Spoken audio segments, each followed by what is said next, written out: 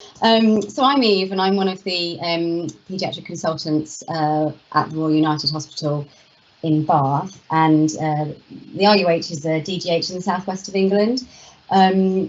We decided to focus on the care pathway for paediatric epilepsy patients, and our team consisted of kind of a core local team, so that's myself and one of my consultant colleagues who see epilepsy patients, our epilepsy nurse and our clinical physiologist, and then sort of the team beyond our local hospital to include our community, one of my community paediatric colleagues and a tertiary neurologist. I think one of my passions really is collaborative working and working beyond the confines of the hospital wall, so we wanted to sort of make that our team. Next slide. So our aim really was to reinvent our service to mean that we provided high quality standardised care for all of our epilepsy patients. Our sort of official EQIP aim was to develop and implement a pathway for first paroxysmal events, allowing review by paediatricians with a special interest in epilepsy. And we aimed that 90% of new epilepsy referrals will be seen within epilepsy clinic within 6 weeks, and we hoped 50% within 2 weeks by May 2020. So our patients come to us from a variety of places: the ward, the emergency department, GPs and community colleagues, and that presented various different challenges. We saw EQIP as an opportunity to improve adherence to the national standards for epilepsy care. So then, thinking about the background, we know that the diagnosis of epilepsy can be challenging, and that really sort of emphasises the benefit of an expert team managing these patients. And I think at the RUH we've got around 300 patients with epilepsy, but about 25% of them are not seen within the epilepsy team. And who is in the epilepsy service and who is seen by a non-epilepsy specialist is almost completely random. So whilst the most complex children are seen within the epilepsy service, the rest of the children, it's been random historically, and therefore we felt not equitable. So we needed to evaluate our existing service and subsequently design a kind of new ideal service so that we provided consistent high quality care for all our epilepsy patients. So we started by drawing out our existing process map, and it looks quite messy, which we were not surprised by because it also felt quite messy.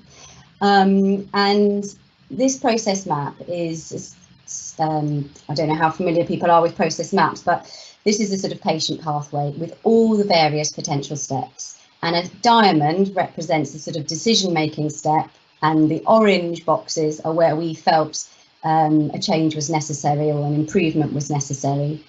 And just because it's a little local idiosyncrasy, a DM clinic is a sort of rapid access clinic.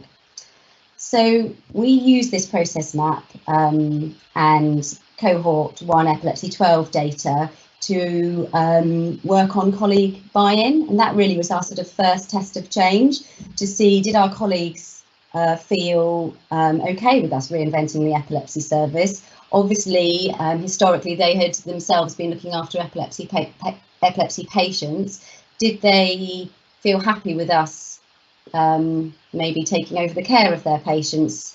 And you know, some people were very easy to persuade and others less so. So we added in a sort of second iteration of our first test, was to add in some patient stories, which I picked up really from Epilepsy 12 when I was inputting the data.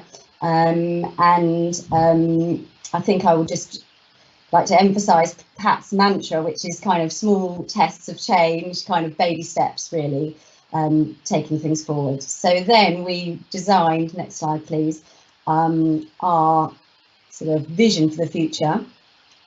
And so while sort of working out if people were going to let us do it, we were also thinking, how would it look if we could choose? And in part this, we used this new process map and comparing it to the old one as a further sort of buy-in selling point. So hopefully you'll agree that this process map looks much tidier than the previous one, and essentially I think it looks tidier because there's much less variability and fewer options. So in order to sort of make this a reality, we had to interrogate our data, which in itself was a challenge because it was relatively limited. But we needed to know what kind of service we were providing, what kind of, how many appointments were necessary, etc. How much clinic time would we need if we were to meet our aim. So we were able to combine a number of different resources to make a sort of informed estimation of the number of patients that would be newly coming into the service. And we thought that we would need about 8 to 12 new clinic slots a month. And so this data was used to kind of inform our new process map and the planning to put it into practice. Again, I'd like to emphasise the focus on sort of small tests of change. So, for example, on this new process map, you can see in the green box it says epilepsy triage. But what that really involved was probably about 7 different tests, well, 7 different processes in itself, each one going through various iterations of change. So, for example, we set up an epilepsy email, and then initially we just did that. Then we realised we hadn't really thought about who was going to have responsibility for checking that email. So then we needed to design a rota and just check that that worked. Then we needed to make sure that even people know about our email and so on. So we had to go through a process of making sure that that was publicised and people knew how to use that email.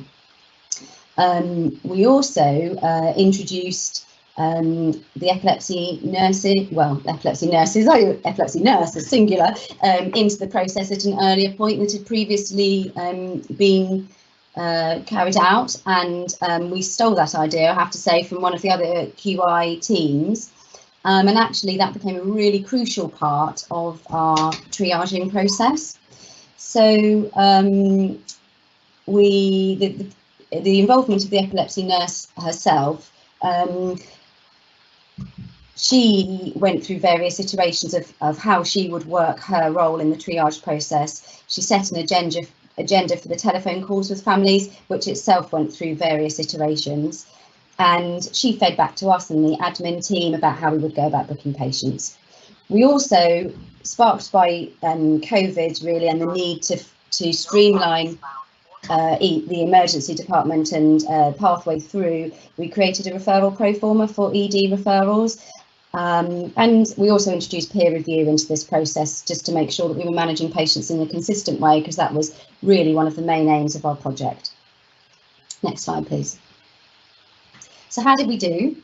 The dark blue charts there is the before, and the lighter blue is the after. Our before is our epilepsy 12 cohort 1, and the after is the first 6 months after we initiated the pathway. You can see they look pretty different actually. In our first sort of before EQIP cohort, we had 24 patients, and only 4 of those had had an epilepsy consultant managing their care from the outset, and only half of them had had an epilepsy nurse specialist involved in their care. But afterwards, it looked very, very different, as you can see. And it's demonstrated in the graph that's there. So we had 53 patients in our after cohort. All of them were seen by an epilepsy consultant and an epilepsy specialist nurse. The thing to mention is that I think that tells half the story, but one of our aims was about the timeliness of appointments, and before, about a quarter of patients waited longer than 8 weeks. And in fact, looking at the data, the longest that any patient waited following a generalised tonic-clonic seizure was in fact 4 months, whereas afterwards, all of our patients had had contact by the epilepsy nurse within 2 weeks of the referral, and the vast majority of patients were seen within 6 weeks of referral, of which about 21% were seen within 2 weeks. And our longest wait following a generalised tonic-clonic seizure was 3 weeks, with epilepsy nurse contact within 2 weeks. So it's quite a marked difference. We acknowledge that we've still got work to be done, The pathway isn't quite right or isn't quite working for the referrals that we get from the ward. We're not entirely sure if this is sustainable long term, because obviously our patients previously were distributed through a number of different clinics and now they're all coming to us. So it's tricky to know how we're going to balance meeting the needs of our new patients into the service with our follow-up waiting list. And the reality is that we still only see about 80% of patients who have a confirmed diagnosis of epilepsy within the epilepsy service. That means that at an individual level, that's 60 patients who've got a diagnosis of epilepsy who are not seen in an epilepsy clinic. And our other aspect of our work is about getting feedback and engagement from families and young people, which takes me on to this penultimate slide, just to show some other work that we sort of put in place along the way. We got some lovely feedback from our colleagues, which is in the light blue, and some from the families in the dark blue. And this is a whole nother project stream that we got enthusiastic about whilst doing changes. Essentially, we created a new epilepsy webpage for the trust, so we were able to cohort resources. I know other teams and in the RCPC H&S were talking about mental health and wellbeing, and it was really, we brought lots of resources together to be able to signpost our families and young people via a single portal. And we've also built in the opportunity to make anonymous feedback via the website directly regarding epilepsy care. So that's all very new, but hopefully will be really valuable for families. Last slide, please. So in conclusion, really, I'd say that the EQIP project really facilitated complete service redesign, and how we manage patients now coming into the service is radically different from how they were managed a year ago. As the other teams have mentioned, moving projects on was pretty challenging, not least because we embarked on this project in the winter when we were very, very busy, and then obviously COVID. But the monthly call-ins were a real driver to get work done. Nothing like a deadline to focus the mind. And it was really great to learn from other teams and to be able to steal ideas from other teams and share resources with other teams.